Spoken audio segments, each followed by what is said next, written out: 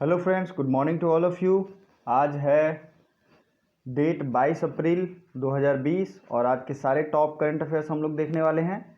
साथ ही साथ इससे रिलेटेड जो भी एक्स्ट्रा फैक्ट जीएस के होते हैं, जैसा कि आप सबों को पता है 100 से 150 एटलीस्ट डेली जीएस के फैक्ट्स हम लोग रिवीजन करते हैं और ये रिवीजन आपके किसी भी एग्ज़ाम के लिए बहुत ही ज़्यादा ज़रूरी है।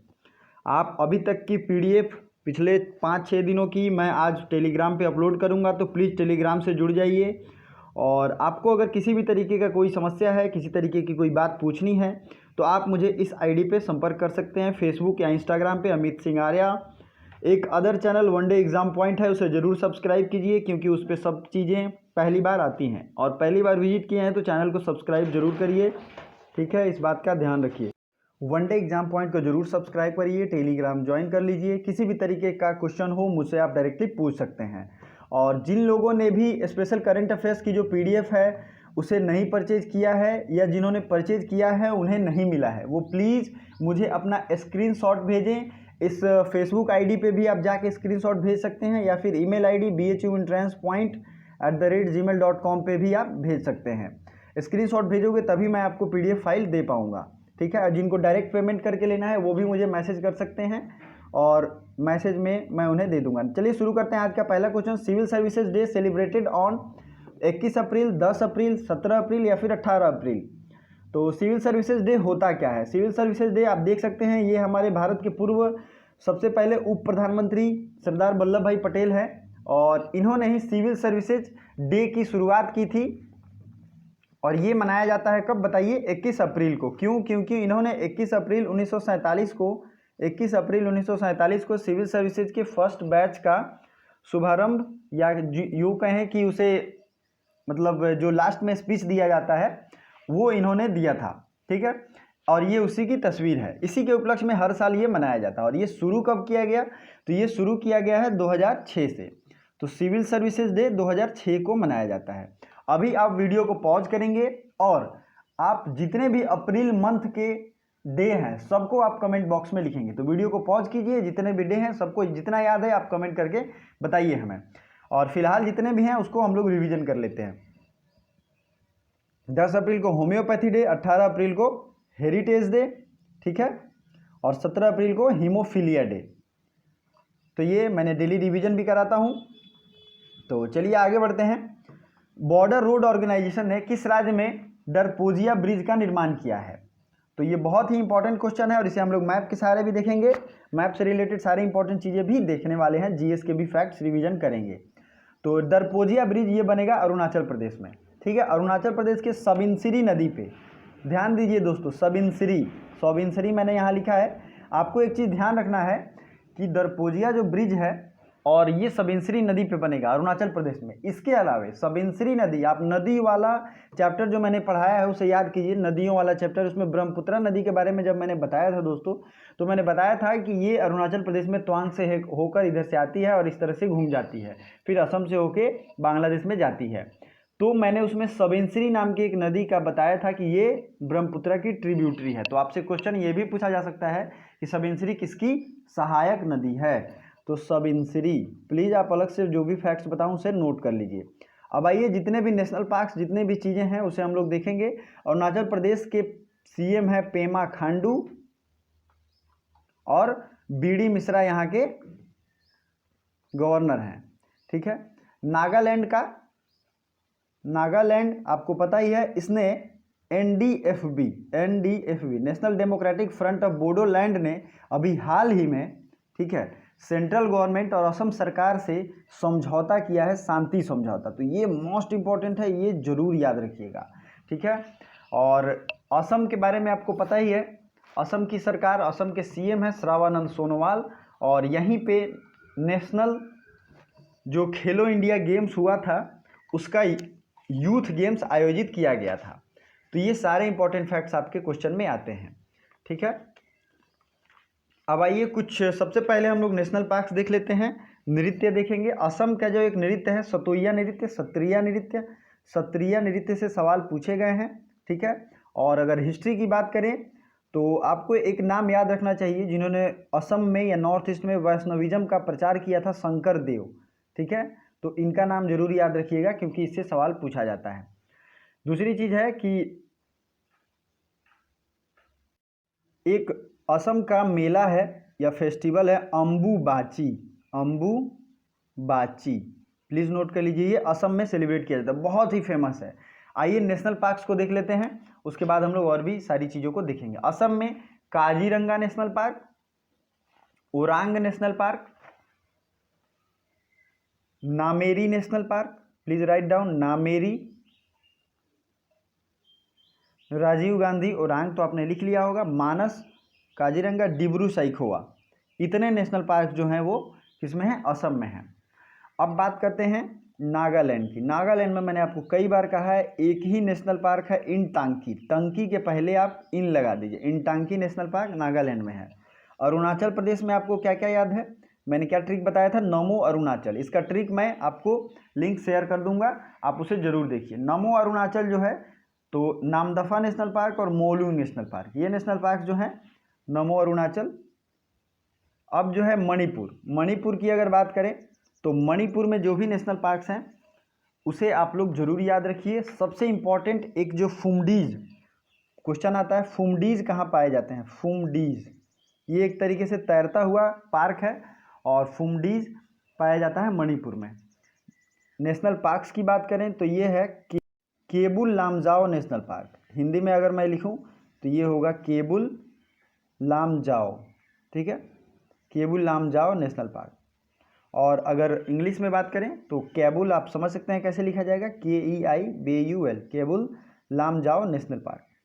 ये सब आप प्लीज़ याद रखिएगा जितने भी मैं फैक्ट्स बता रहा हूँ। ये आपको मैप में मैं नॉर्थ ईस्ट दिखा देता हूँ।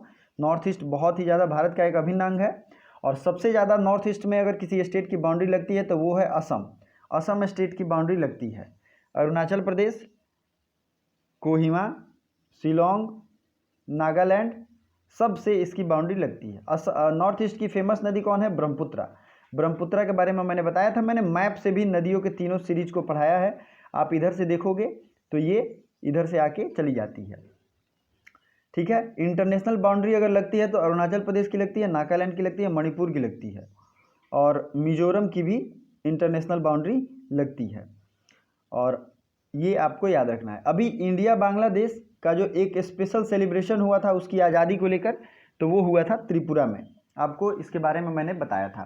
तो आई होप ये वीडियो आपको अच्छा लग रहा होगा, बहुत सारे इंपॉर्टेंट फैक्ट्स आपके टोटली रिवीजन हो जाते हैं। तो इस वीडियो को लाइक कर दीजिए, फिर हम लोग आगे बढ़ते हैं। फेसबुक एक सुपर ऐप किसकी सहायता से बनाएगा, super app from Facebook with the help of, तो सुपर ऐप जो बनाएगा फेसबुक, इससे सबसे बड़ा फायदा क्या होगा, इसे सुपर ऐप क्यों कहेंगे, इससे आप परचेज भी कर सकते हैं, इससे आप शॉपिंग भी कर सकते हैं, टिकट भी बना सकते हैं और भी कुछ प्लान कर सकते हैं, फेसबुक भी सर्फ कर सकते हैं।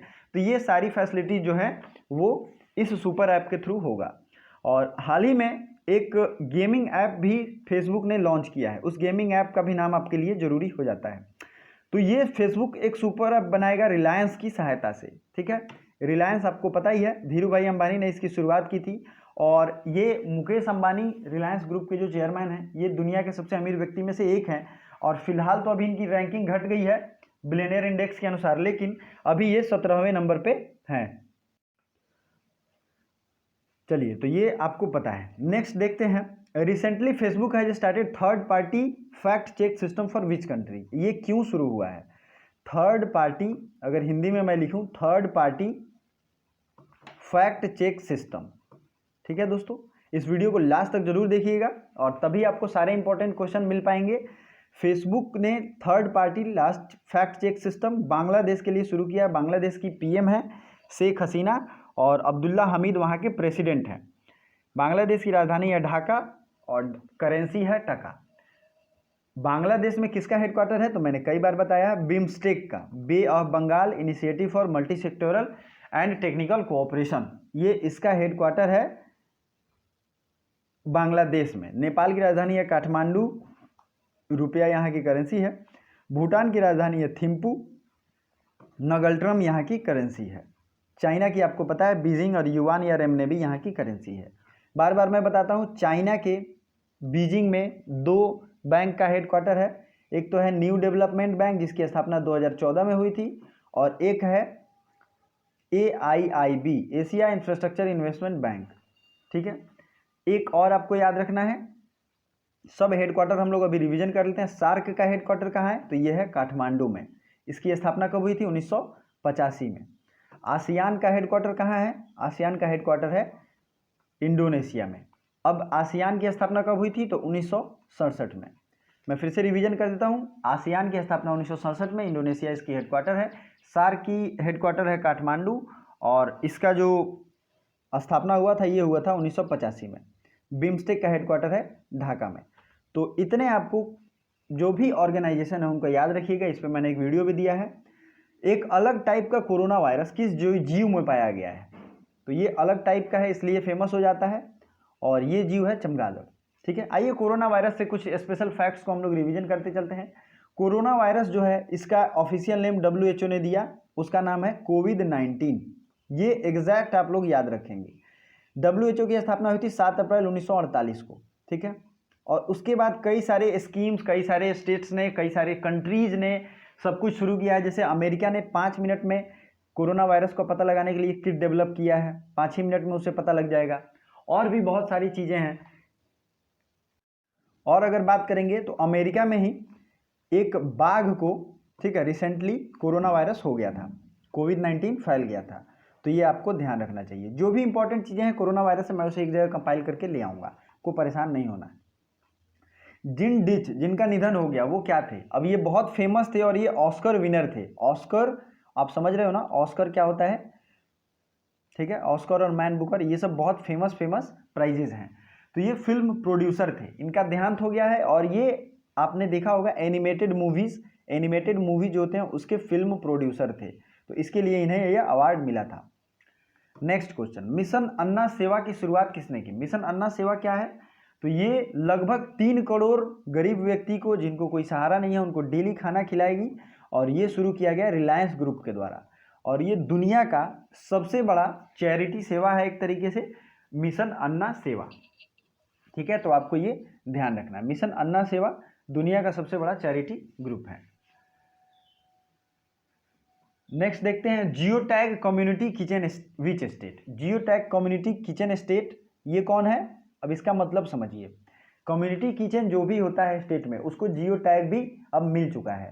तो ये किस स्टेट को दिया गया है? ये दिया गया है उत्तर प्रदेश को। उत्तर प्रदेश के CM है योगी आदित्यनाथ, और आनंदीबेन पटेल यहाँ के गवर्नर हैं। उत्तर प्रदेश का जो फोक डांस है वो है कथक। ठीक है, और इसी के साथ मिलता जुलता है कथकली। ये कहाँ का है?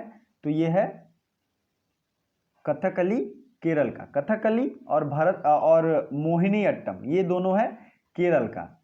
प्लीज नोट कर लीजिए, मोहिनी अट्टम और कथकली। नेक्स्ट है भरतनाट्यम। भरतनाट्यम कहाँ का है? तो ये है तमिलनाडु का। ठीक है, मणिपुरी कहाँ का है? तो ये है मणिपुर का।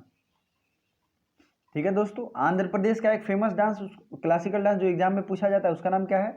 तो उसका नाम है कुचिपुड़ी। तो आई होप ये वीडियो आपको अच्छा लग रहा है, तो वीडियो को लाइक जरूर करें। चैनल पे पहली बार हैं तो सब्सक्राइब करें।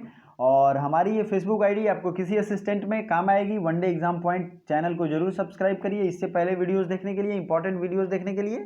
ठीक है, और इंस्टाग्राम, फेसबुक, कहीं पे भी आप मुझे मैसेज कर सकते हैं। तो चलिए देखते हैं नेक्स्ट क्वेश्चन। ये उत्तर प्रदेश है, उत्तर प्रदेश और उससे आसपास के स्टेट से जितने भी रिलेटेड इंफॉर्मेशन है देख लेते हैं।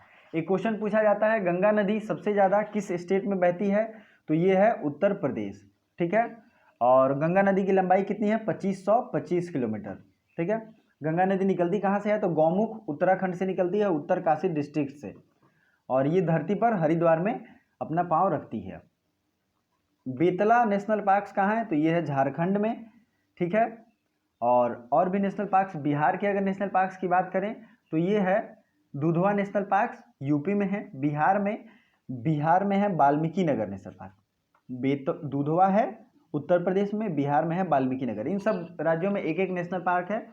और मध्य प्रदेश में तो मैंने कल ही बताया था, तो आपने अगर कल की वीडियो नहीं देखी तो प्लीज़ देखिए। और डेली करंट अफेयर्स का एक रूटीन बनाइए अपने लिए। एक मोटिवेशनल वीडियो आपके लिए मैं लेके आऊँगा आज 10 बजे, be ready for that.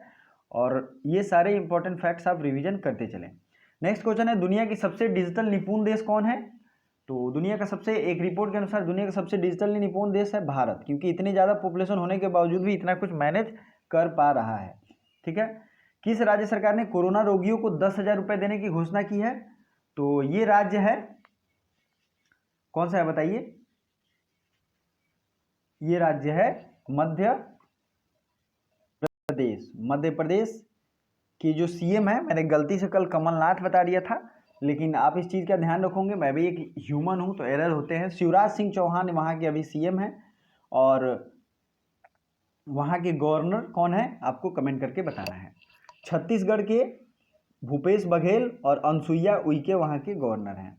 Jharkhand का आपको पता है हेमंत सोरेन और वहाँ के गवर्नर, और उड़ीसा नवीन पटनायक और गणेशी लाल वहाँ के गवर्नर। तो गवर्नर और सीएम की लिस्ट एक जल्दी ही लेके आऊँगा, अपडेटेड लिस्ट, आपको वो देखना है।